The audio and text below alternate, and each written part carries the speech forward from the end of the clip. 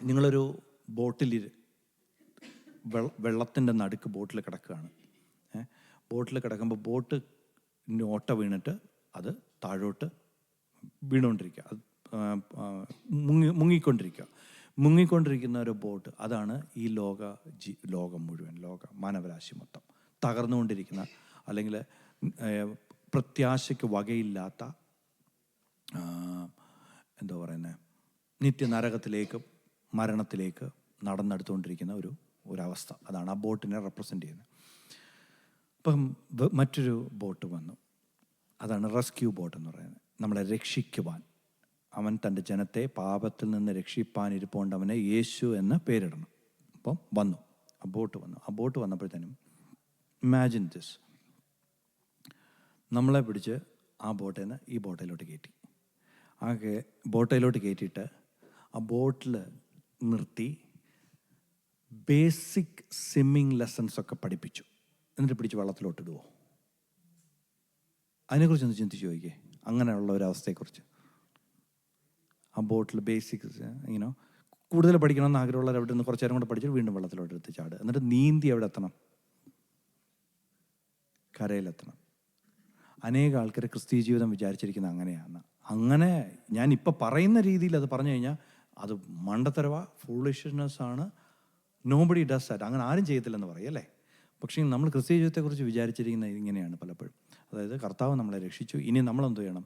രക്ഷിക്കപ്പെടാനായിട്ട് നമ്മുടെ പ്രവൃത്തി, നമ്മുടെ തുഴ തുടങ്ങണം, നമ്മുടെ നീന്തൽ തുടങ്ങണം. നമ്മുടെ പ്രവൃത്തി എന്താണെന്ന് വെച്ച് കഴിഞ്ഞാൽ ഉണ്ടല്ലോ, കർത്താവ് പറയുന്നുണ്ട്, നമ്മുടെ പ്രവൃത്തി അവൻ അയച്ചവനിൽ വിശ്വസിക്കുകയത്രേ. ഇതാണ് ദൈവം പറഞ്ഞത്. എന്ന് വെച്ച് കഴിഞ്ഞാൽ ആ ബോട്ടിനകത്ത് തന്നെ ഇരിക്കുക എന്നുള്ളതാണ് നമ്മുടെ പ്രവൃത്തി. ആ ബോട്ടിനകത്ത് നിന്ന് ഇറങ്ങി ചാടാതിരിക്കുക എന്നുള്ളതാണ്. അതാണ് നമ്മുടെ പ്രവൃത്തി. അതാണ് ക്രിസ്തുവിൽ വസിക്കുക, ദൈവരാജ്യത്തിൽ വസിക്കുക എന്നൊക്കെ പറയുന്നതിൻ്റെ സെയിം മീനിങ് ആണ്. ആ സിംബോളിസത്തിൽ കൂടെ ഞാൻ ഷെയർ ചെയ്തത്. Stay in the boat.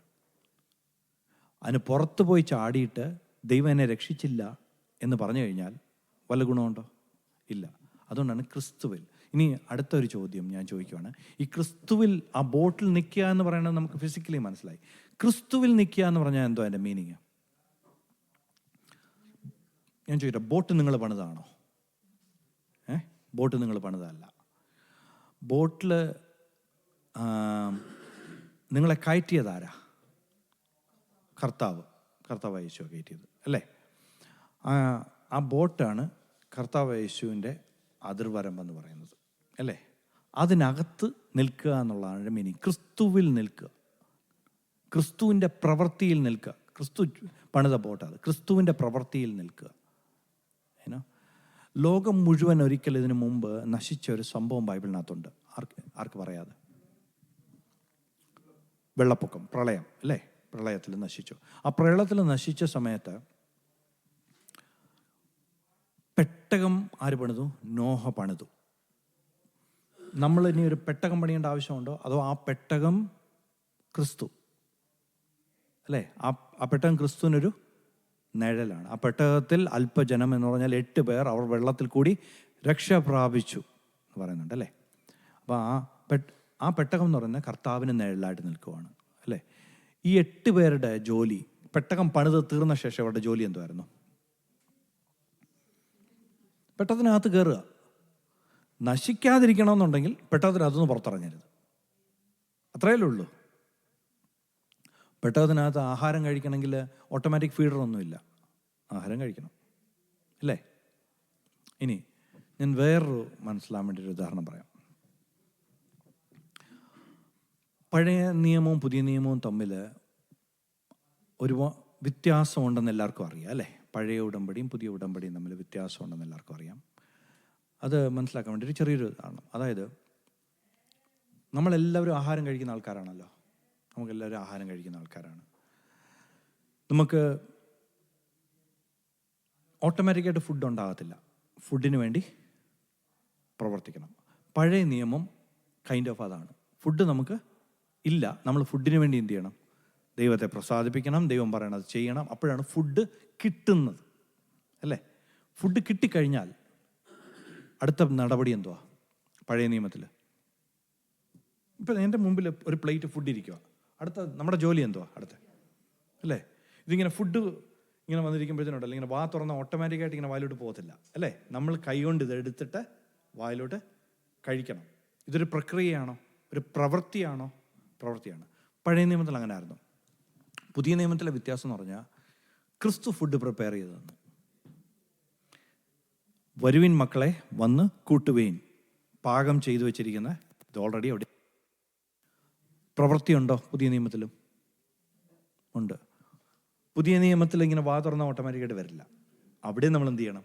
എടുത്ത് കഴിക്കണം. അവിടെയാണ് പ്രവൃത്തിയിലുള്ള സിമിലാരിറ്റി. എന്ന് വെച്ച് കഴിഞ്ഞാൽ പഴയ നിയമത്തിൽ ദൈവത്തിൽ നിന്ന് പ്രാപിക്കുവാൻ വേണ്ടി ഒരു പ്രവൃത്തി ഉണ്ടെങ്കിൽ, പുതിയ നിയമത്തിൽ പ്രാപിച്ചത് അനുഭവിക്കാനുള്ളൊരു പ്രവൃത്തിയുണ്ട്. റിസീവ് ചെയ്യുന്നതിനെ ഉപയോഗപ്രദമാക്കുവാനുള്ളൊരു പ്രവൃത്തിയുണ്ട്. അതില്ലാതെ പറ്റത്തില്ല. ഞാൻ പറയുന്നില്ല, അതൊരു എന്തുവാണ് പറയുന്നത്, അത് ഡെയിലി ലൈഫിൽ നമ്മൾ ഒഴിച്ചുകൂടാൻ പറ്റാത്തൊരു കാര്യമാണ്. അതായത് ആഹാരം കഴിക്കുന്നത് ഒഴിച്ചുകൂടാൻ പറ്റാത്തൊരു കാര്യമല്ലേ? അത് നമുക്ക് ഇനി ആരെങ്കിലും വന്നിട്ട് പറയണോ പ്രവൃത്തി ചെയ്താലേ ആഹാരം കഴിക്കാൻ പറ്റുള്ളൂ എന്ന് പ്രത്യേകിച്ച് എടുത്ത് പറയേണ്ട ആവശ്യമുണ്ടോ? എടുത്ത് പറയേണ്ട ആവശ്യമില്ല, അല്ലേ? പക്ഷേ ജോലി ചെയ്താലേ ആഹാരം വീട്ടിലെത്തുള്ളൂ എന്നുള്ളത് പ്രത്യേകം എടുത്ത് പറയണം. അതായിരുന്നു പഴയ നിയമം എന്ന് പറയുന്നത്. ഇല്ലെങ്കിൽ ഇല്ല. പക്ഷെ പുതിയ നിയമത്തിൽ ക്രിസ്തു സൗജന്യമായി നമ്മുടെ മുമ്പിൽ എത്തിച്ചു തന്നതിനെ അനുഭവിക്കുക എന്ന് പറയുന്നൊരു പ്രവൃത്തിയുണ്ട്. മനസ്സിലായില്ലേ? അപ്പം നമ്മൾ ആ വ്യത്യാസം ശരിക്കും മനസ്സിലാക്കണം. അപ്പം ദൈവത്തിൽ നിന്ന് ലഭിക്കാൻ വേണ്ടി ഒരു പ്രവൃത്തിയിൽ ഇല്ല, ദൈവത്തിൽ നിന്ന് ലഭിച്ചത് എൻ്റെ ജീവിതത്തിൽ പ്രായോഗികമാകുവാനൊരു പ്രവൃത്തിയുണ്ട്. ഈ രണ്ട് പ്രവൃത്തിയും തമ്മിൽ വ്യത്യാസമുണ്ടോ? തീർച്ചയായിട്ടും വ്യത്യാസമുണ്ട്. ഏതായി എളുപ്പം? ഫുഡ് വെട്ടിപ്പിടിച്ച് ഓടിപ്പോയി വെട്ടിപ്പിടിച്ച് കൊണ്ടുവന്ന് പ്രിപ്പയർ ചെയ്ത് കഴിക്കുന്നതാണോ, അതോ പ്രിപ്പയർ ചെയ്ത് അവിടെ നിന്ന് കഴിക്കുന്നതാണോ ഏറ്റവും പ്രിപ്പയർ ചെയ്ത് കഴിക്കുന്നത്, അല്ലേ?